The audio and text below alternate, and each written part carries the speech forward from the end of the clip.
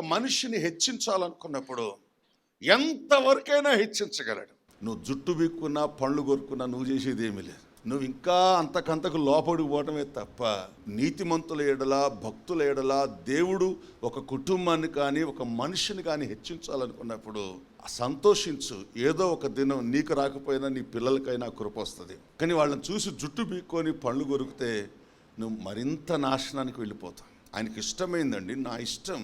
మట్టిలో ప్రియులారా ఒక పాత్రను ఘనత కొరకు చేస్తే మరొక దాన్ని ఘనహీనత కొరకు చేస్తాను. కానీ ఆ మట్టి ఆయన చేతిలో ఘనమైన పాత్రగా చేసిందని అది ప్రియులారా ఎక్కువగా తబ్బిబ్బైపోదు. హీనమైన పాత్ర చేశాడని ఆ పాత్ర, ఆ మట్టి ప్రియులారా నొచ్చుకోదట. అందుకే ఈ ఇర్మియా భక్తుని ఎవరి దగ్గరికి పంపించాడంటే కుమ్మరి వాని దగ్గరికి పంపించాడు. పంపించినప్పుడు ప్రియులారా అక్కడ చాలా గొప్ప అనుభవాన్ని ఇర్మియా భక్తుడు చూస్తాడు. తీరా అక్కడికి వెళ్ళి చూస్తే కుమ్మరుడు ప్రియులరా తంతాండు, గుద్దుతాండు, తొక్కుతున్నాడు, ఏదేదో చేస్తూ ఉన్నాడు. అంత చేసిన తర్వాత కొన్ని పగిలిపోతా ఉన్నాయి, కొన్ని తునిగిపోతా ఉన్నాయి, కొన్ని ఇచ్చకపోతా ఉన్నాయి. కొన్నింటిని బండి మీద పెట్టి బిర్ర బిర్ర బిర్ర తిప్పుతున్నాడు. వామ్మో వామ్మో, అసలు ఏంది కథ? దేవుని స్తోత్రం కలుగును కాక. కొన్నింటిని అద్భుతంగా చేసి పక్కన పెడుతున్నాడు. చెప్పు ఇర్మియా, ఏం గ్రహించావు? అయ్యా బుద్ధి వచ్చిందయ్యా, నేర్చుకున్నానయ్యా. ప్రైజ్లా. కుమ్మరి వాడికి అంత స్వేచ్ఛ ఉంటే ఈ సృష్టికర్త అయినటువంటి నాకు అంత స్వేచ్ఛ లేదా? నాకు కొన్ని ఇష్టాలు ఉంటాయి. దేవుని స్తోత్రం కలుగును కాక.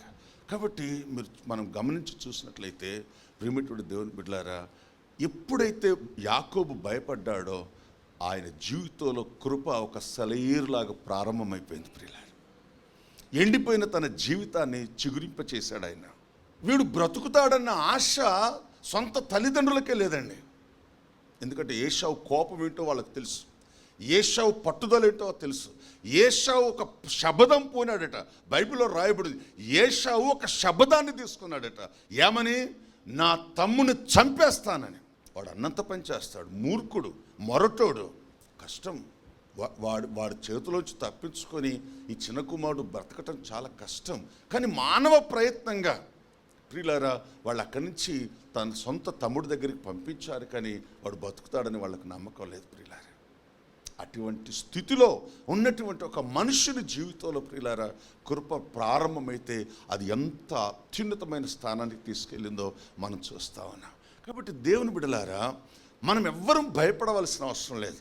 మన స్థితిని బట్టి మనం ఎవరూ కృంగిపోవాల్సిన అవసరం లేదు. మన పేదరికాన్ని బట్టి మనం ఎవరూ కలత చెందాల్సిన అవసరం లేదు. నువ్వు ఏ స్థితిలో ఉన్నావో ఆ స్థితిని బట్టి నువ్వు కలత చెందమాక.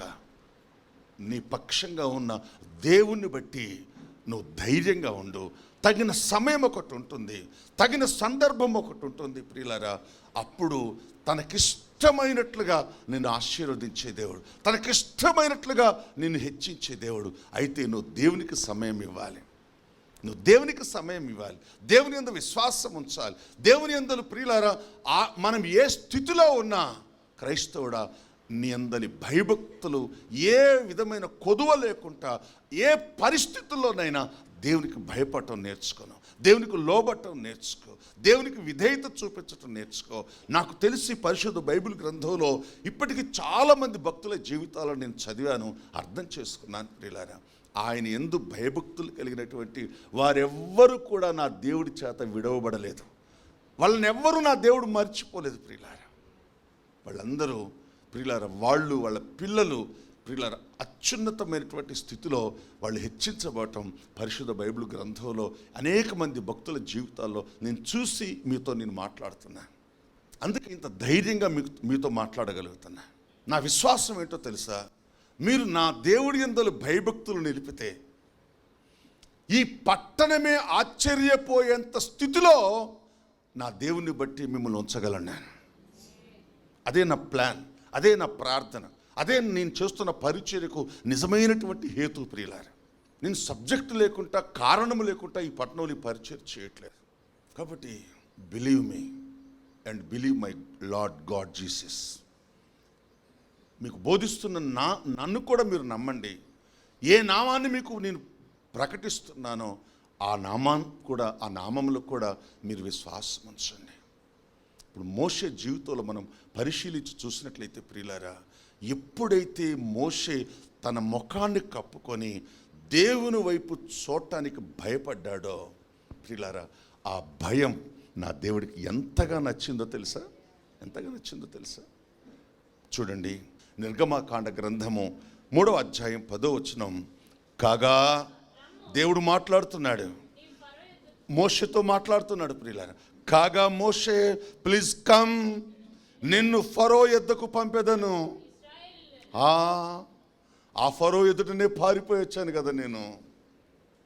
ఆ ఫరోకు భయపడి పారిపోయినోడ్ని. ఇప్పుడు దేవుడు అంటున్నాడు, ఆ ఫరో వద్దకే నిన్ను నా సేవకుడుగా, నా అభిషక్తుడిగా, ఇశ్రాయేలు ప్రజలకు ఒక విమోచనకర్తగా, ఒక విమోచకుడుగా నీకు నేను అధికారం ఇచ్చి నేను మరలా తిరిగి ఐగుప్తుకు నేను పంపబోతున్నాను. గట్టిగా చప్పట్లు కొట్టి దేవుడికి స్తోత్రం చెల్లిద్దాం.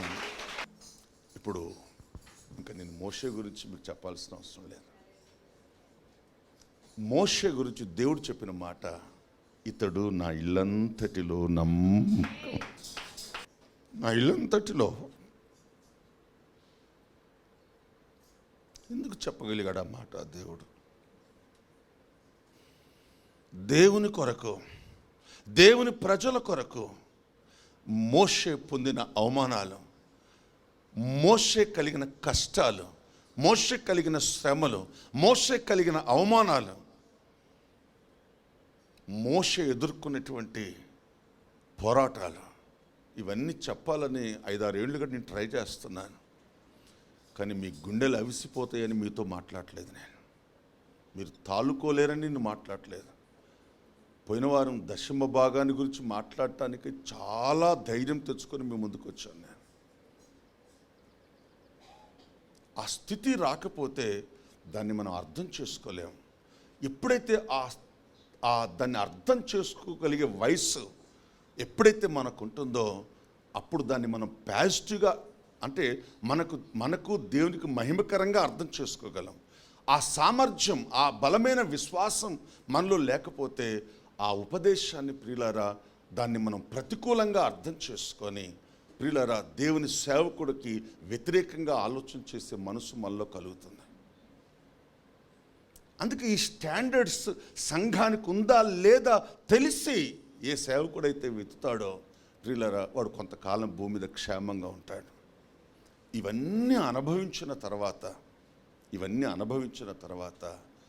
ఒకసారి అంటాడు, మోషే అంటాడు, ఈ ప్రజల్ని నడిపించే క్రమములో అంటాడు, ఎందుకు వీళ్ళని నేనేమన్నా కన్నానా?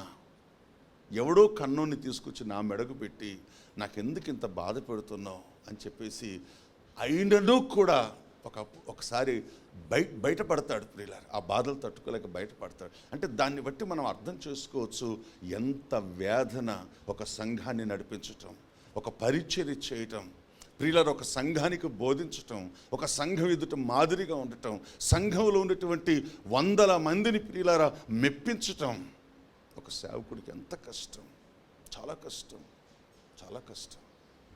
అయినను మోషే నా ఇంట్లో నమ్మకంగా ఉన్నాడు. ఎందుకో తెలుసా? నా ప్రజలను నేను ఆ భయంకరమైన స్థితిలో నుంచి విమోచించి పాలు తేనెలు ప్రవహించేటువంటి ఆ దేశానికి తీసుకురావాలని నా ఉద్దేశాన్ని నా సేవకుడు నెరవేర్చాడు. గట్టిగా చప్పలు కొట్టి దేవుడిస్తాను.